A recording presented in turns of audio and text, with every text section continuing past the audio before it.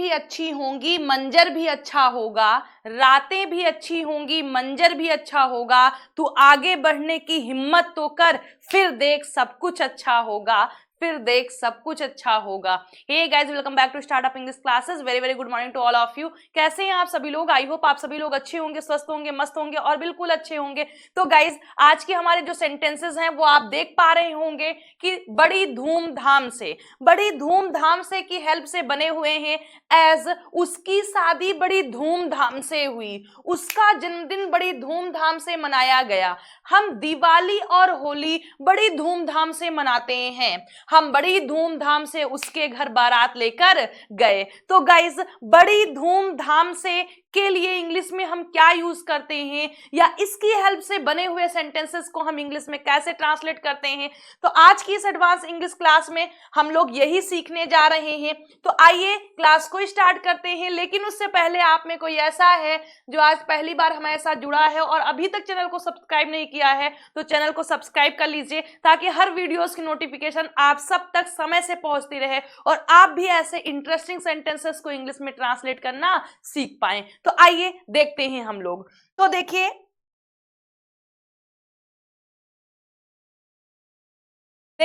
बड़ी धूमधाम से के लिए इंग्लिश में हम क्या लिखते हैं? तो हम लिखते हैं विद अ ग्रेट फैनफेयर। क्या लिखते हैं? विद अ ग्रेट फैनफेयर का हम यूज करते हैं। एक और वर्ड है हमारे पास जिसका हम यूज करते हैं। तो देखिए, फर्स्ट तो सबसे पहले आप लिख सकते हैं विद अ ग्रेट फैनफेयर, किसके लिए? बड़ी धूमधाम से के लिए। आइए सेकंड देखते हैं कि हमारा सेकंड हम क्या यूज कर सकते हैं। तो हम एक और है जो है हमारा विद अ ग्रेट पॉम्प। क्या? पॉम्प का यूज कर सकते हैं, विद अ ग्रेट पॉम्प का यूज कर सकते हैं, या फिर विद अ ग्रेट फैनफेयर का आप यूज कर सकते हैं।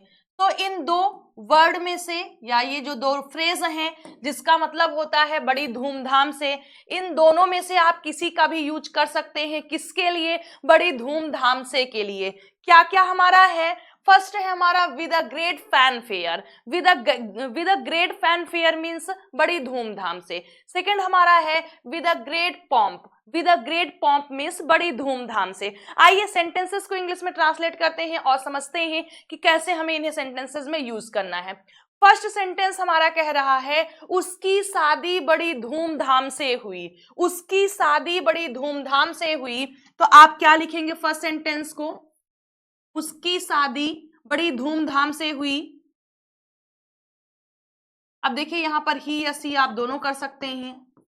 ही या सी, जब कंफर्म हो कि फीमेल है तो सी, कंफर्म है मेल है तो ही, और जब कंफर्म नहीं है, मेल फीमेल दोनों हो सकते हैं, तो वहां पर आप ही का यूज करते हैं। अब देखिए, उसकी शादी बड़ी धूमधाम से हुई। अब यहां पर मेल की भी हो सकती है, फीमेल की भी हो सकती है, तो इसलिए यहां पर ही लिखा जाएगा। लेकिन अगर इस सेंटेंस को हम बोले कि मैंने किसी फीमेल के पॉइंट ऑफ व्यू से इस बात को बोला है, तो फिर हम सी का यूज कर देंगे। इसीलिए हम ही या सी यहां पर दोनों कर दे रहे हैं। ही और सी was married, बड़ी धूमधाम से, क्या हो जाएगा? with a great fanfare। क्या हो जाएगा? उसकी शादी बड़ी धूमधाम से हुई। He was married with a great fanfare और she was married with a great fanfare। आइए सेकेंड सेंटेंस देखते हैं। सेकेंड सेंटेंस हमारा है उसका जन्मदिन बड़ी धूमधाम से मनाया गया। उसका जन्मदिन बड़ी धूमधाम से मनाया गया। सो गाइज, ये पास्ट इंडेफिनिट का सेंटेंस है। और एक चीज यहां पर ध्यान दीजिए कि ये जो सेंटेंस है वो पैसिव वॉइस का है। क्यों पैसिव वॉइस का है? क्यों? क्योंकि उसका जन्मदिन बड़ी धूमधाम से मनाया गया। किसने मनाया ये नहीं दिया गया है। आपके सेंटेंस में सब्जेक्ट को मेंशन नहीं किया गया है, और जब हमारे सेंटेंस में सब्जेक्ट नहीं होता है तो वो सेंटेंस हमारा पैसिव वॉइस का होता है। तो इसमें जो स्ट्रक्चर अप्लाई होगा वो पैसिव वॉइस का होगा। तो देखिए, उसका जन्मदिन, तो आप क्या लिखेंगे? His birthday. हिज बर्थडे मनाया गया था। पैसिव वॉइस में पास्ट इंडेफिनिट में हम वाज वर्ब का यूज करते हैं। हिज बर्थडे के अकॉर्डिंग वाज हो गया, his birthday was celebrated, his birthday was celebrated. अब उसका जन्मदिन बड़ी धूमधाम से मनाया गया था, तो क्या हो जाएगा? विद अ ग्रेट पॉम्प या फिर फैनफेयर का आप यूज कर सकते हैं। आइए थर्ड सेंटेंस देखते हैं। हम दिवाली और होली बड़ी धूमधाम से मनाते हैं। हम दिवाली और होली बड़ी धूमधाम से मनाते हैं। सो गाइस देखिए थर्ड सेंटेंस में मनाते हैं प्रेजेंट इंडेफिनिट टेंस का है, सब्जेक्ट हमारा हम है, तो क्या हो जाएगा? We celebrate,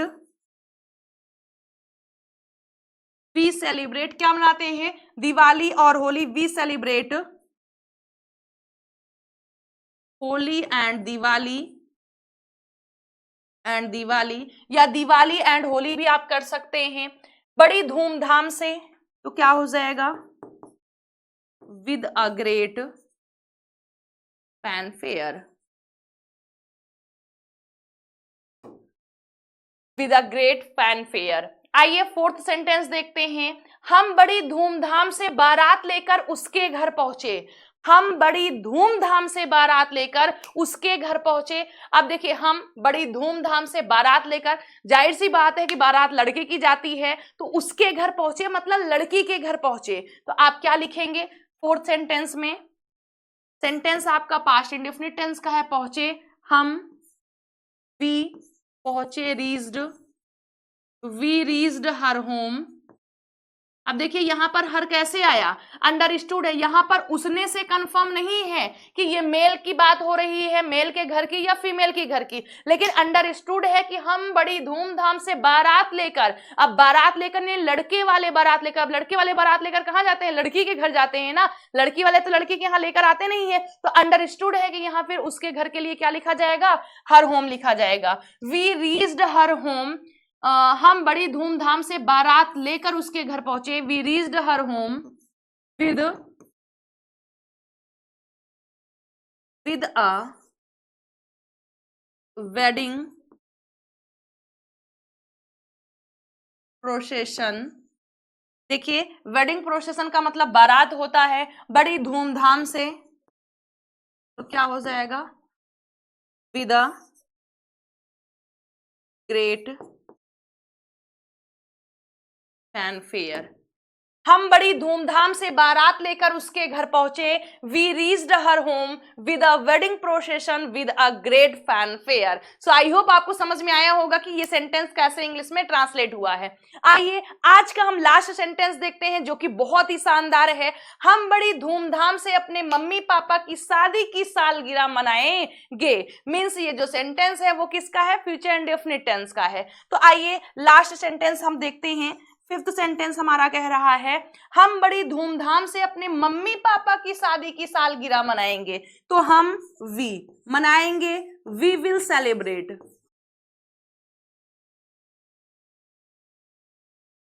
we will celebrate. हम बड़ी धूमधाम से अपने मम्मी पापा की शादी की सालगिरह मनाएंगे, we will celebrate our parents wedding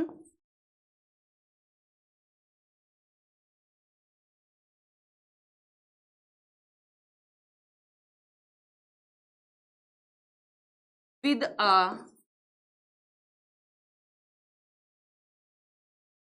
the great pomp।